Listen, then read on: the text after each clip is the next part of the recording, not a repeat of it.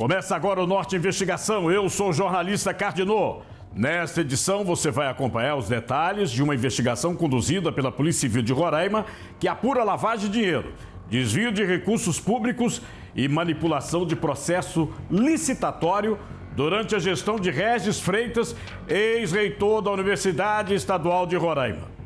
O alvo da investigação é um contrato direto, sem licitação, entre a empresa Ibiapino, atualmente chamada de BR Serviços e Comércio, e a instituição de ensino. A polícia suspeita que o contrato foi direcionado e que os proprietários da firma fazem parte de um esquema de lavagem de capital com possível envolvimento de agentes políticos. Todos os detalhes você confere agora na investigação da semana. Lavagem de dinheiro, desvio de recursos públicos e manipulação de processo licitatório. Esses são possíveis crimes investigados pela Polícia Civil que possivelmente foram cometidos na administração do ex-gestor da Universidade Estadual de Roraima, Regis Freitas.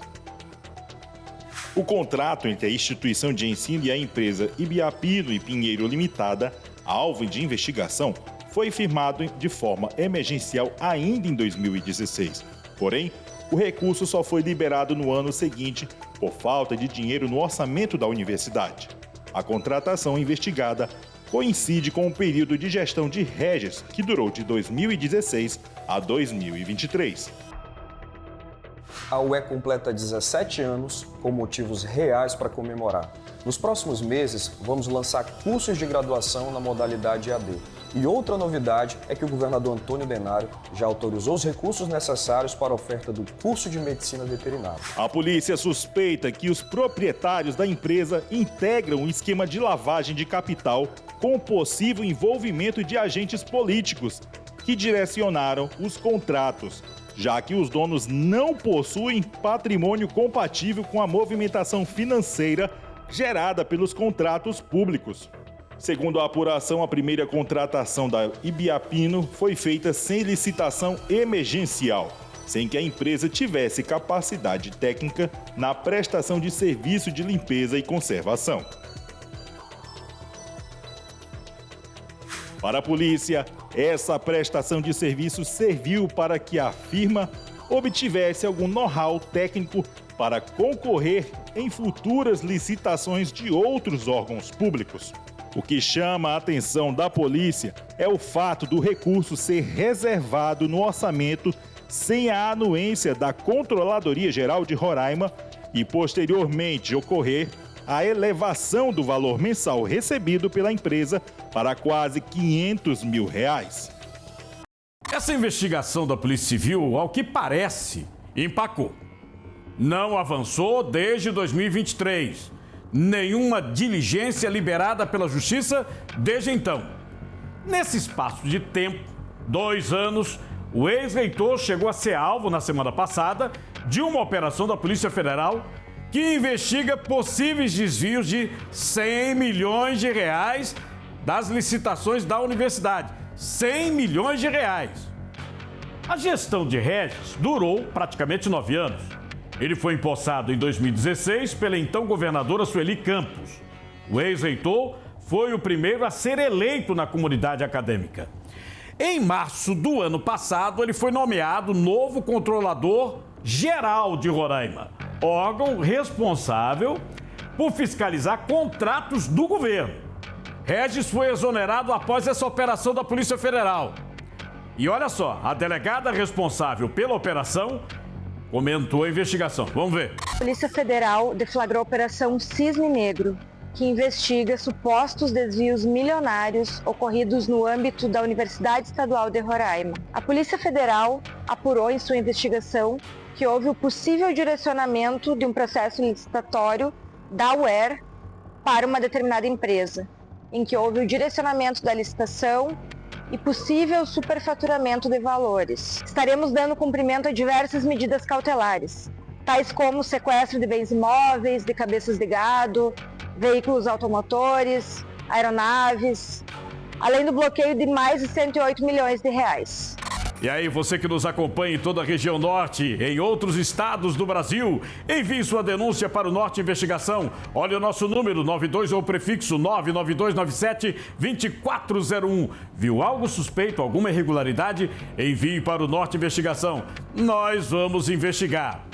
Para você que ligou a TV agora, hoje estamos mostrando uma investigação da Polícia Civil de Roraima que investiga possíveis crimes de manipulação, ilicitação, lavagem de capital, esquema que seria comandado por agentes políticos. Você volta a conferir agora todo o trabalho da nossa equipe de investigação. Também houve pedidos da reitoria para ajustar o valor a ser pago pela nota de empenho no primeiro semestre de 2017. Foi solicitada a antecipação do pagamento de R$1.600.000 pelo gabinete do reitor. No decorrer da investigação, a polícia descobriu que houve a contratação da Ibiapino, mesmo havendo orçamento 46% menor, rapidez processual, com despachos administrativos emitidos no mesmo dia, concorrência de empresas sem expertise e a escolha da modalidade pregão presencial em detrimento do eletrônico, recomendado por órgãos fiscalizadores. A Polícia Civil cogita a hipótese de que os sócios terem adquirido a empresa ainda em 2015 com prévio conhecimento da contratação emergencial. Tanto é que o quadro de atividades da empresa foi mudado para a locação de mão de obra, mesmo objeto do contrato com a universidade. Outra hipótese levantada pela polícia é de que uma das sócias que adquiriu a empresa era funcionária da Assembleia Legislativa de Roraima, com um rendimento de R$ 2.100, mas a participação na empresa de R$ 200 mil. A polícia ainda chegou a pedir oitivas com os envolvidos, informações financeiras e rastreio de movimentação dos indivíduos. O ex-reitor é um dos investigados.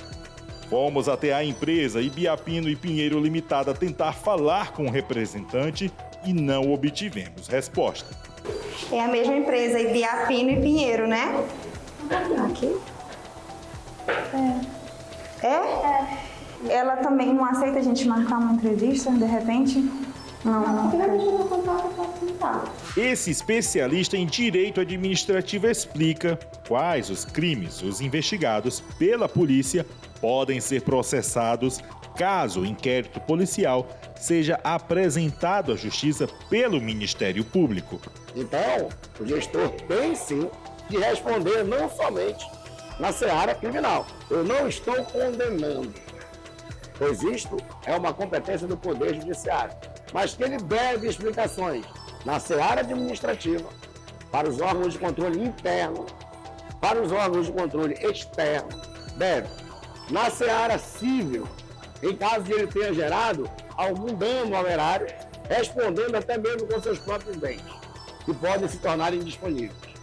Pode perder não só a sua função pública, como a capacidade de tomar posse em cargos públicos por um determinado período de até 8 anos. Ele pode também responder na esfera criminal, por um crime contra a administração pública. Então, os efeitos de suas condutas ultrapassam a seara administrativa. Então, eu tenho a perda do cargo, eu tenho a indisponibilidade dos bens, eu tenho o ressarcimento ao erário e eu tenho a inelegibilidade. E também pode ser o reflexo na seara administrativa. Eu tenho o pagamento, desde multas até restrição de danos, que é a esfera civil. E eu tenho a possibilidade de responder com prisão, reclusão ou multa na esfera criminal. Polícia Civil inicia a investigação. Finalizado o inquérito, o Ministério Público recebe a documentação. Compete ao Ministério Público e ao Tribunal de Contas com seus devidos procedimentos. O Ministério Público oferece a denúncia. O Tribunal de Contas aponta a sua peça específica. E ao Judiciário, ao receber as suas apelações, os documentos, os processos, a processar e julgar, requerendo as diligências que o magistrado entender necessário. Entramos em contato com o Ministério Público, a Polícia Civil e o Tribunal de Justiça de Roraima para saber se o inquérito policial já foi apresentado ao Judiciário e ainda aguardamos uma resposta. Também procuramos o ex-reitor e a sua defesa, mas não fomos atendidos.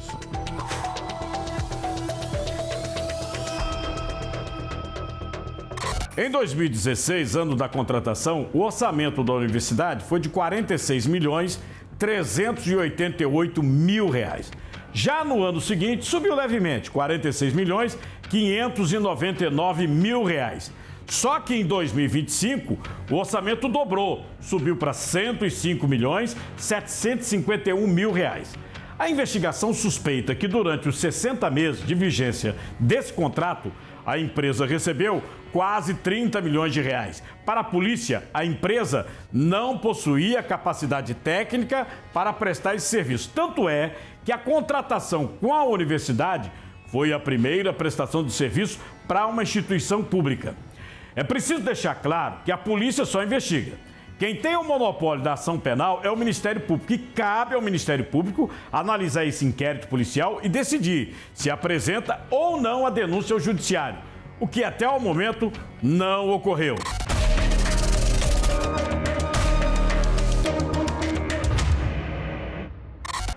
Cerca de 300 mil pessoas foram afetadas por uma paralisação promovida por rodoviários que atuam no transporte coletivo de Manaus ao longo desta semana. A greve foi autorizada pela Justiça e encabeçada pelo Sindicato dos Trabalhadores em Transportes Rodoviários de Manaus. Os usuários precisaram ter paciência e filas puderam ser encontradas nos terminais de integração, assim como nos pontos de ônibus espalhados pela cidade. Com a paralisação, as atividades nas universidades Federal e Estadual do Amazonas foram suspensas por pelo menos 2 dias. Para tentar minimizar os impactos da greve, o Sindicato das Empresas de Transporte de Passageiros do Estado, o Sinetran, recorreu ao Tribunal Regional do Trabalho, o qual determinou que 70% da frota deveria circular nos horários de pico, entre 6 e 9 da manhã e das 5 da tarde às 9 da noite. Fora desses horários, a circulação deveria ser de no mínimo 50% sob pena de multa em caso de descumprimento. Entre as principais reivindicações dos rodoviários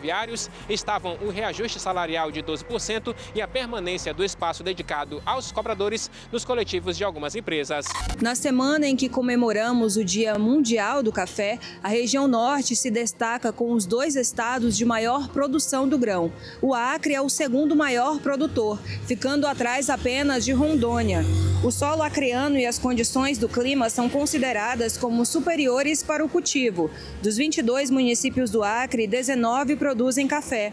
E a Acrelândia é o principal deles. Segundo a Secretaria de Agricultura do Estado, a área em produção do ano passado chegou a ser de 1.200 hectares. A produção de café robusta é o que mais se adapta ao solo amazônico e cresce a cada ano.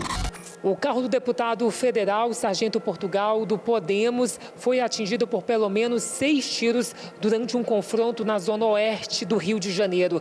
O veículo é blindado e nem o deputado e nem o motorista ficaram feridos. Ainda não há confirmação se ele foi vítima de um atentado ou tentativa de roubo. A região é dominada pela milícia e tem sido palco de disputas do Comando Vermelho. Em janeiro, o deputado também relatou ter sido alvo de tiros quando gravava vídeos sobre o tráfico na área. De Brasília, Elias Viana. Voltamos aos estúdios.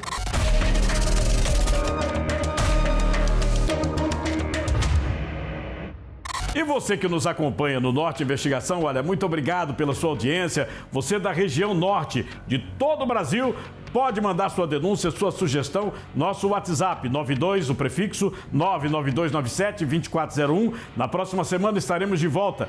Nos acompanhe também pelas redes sociais, norte.com.br, Rádio Norte FM. Muito obrigado.